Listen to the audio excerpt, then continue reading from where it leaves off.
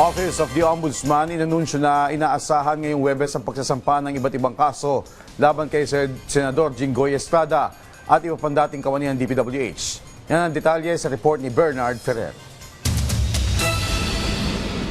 Kasunod ng nakatakdang pagsasampa ng Office of the Ombudsman ng kasong plunder at iba pang reklamo kaugnay ng umano'y anomalya sa flood control projects, sinabi ni Senador Panfilo Ping Lacson na pinatutunayan nito ang mga natuklasan ng Senate Blue Ribbon Committee. Ayon kay Lacson, mahalagang ebidensyang nakalap ng komite at isinumite sa Ombudsman at DOJ para sa investigasyon at aksyon. Bago mapalitan ni Senador Pia Cayetano, pinamunuan ni Lacson ang Blue Ribbon Committee. Kabilang sa kanyang mga rekomendasyon ang pagtanggal ng allocables at leadership funds ng DPWH at pagpapalakas ng accountability at anti-corruption measures. Ilan dito ang pag-amyenda sa Ombudsman Act, paglilinaw ng beneficial ownership at conflict of interest, digitalization ng SALN at PDS, proteksyon sa whistleblowers at mas malayang pag-uulat ng COA auditors. Nauna nang sinabi ni Lacson na bagamat ikinalulungkot niya na may mga kapwa-senador na nadadawit, tungkulin niya umano bilang chairman na sundan kung saan dadalhin ang ebidensya. Nauna nang sinabi ni Ombudsman Jesus Crespin Boying Remulla na inaasang may sasampa ngayong Huwebes ang kasong plunder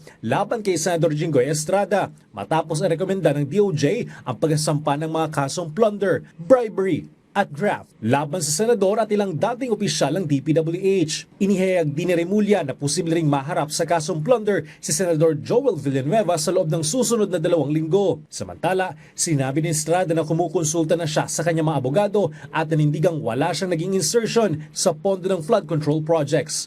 Sa kabila ng kontrobersya, tiniyak ni Estrada na mananatili siyang nakatutok sa kanyang tungkulin bilang senador. Bernard Ferrer para sa Pambansang TV sa Bagong Pilipinas.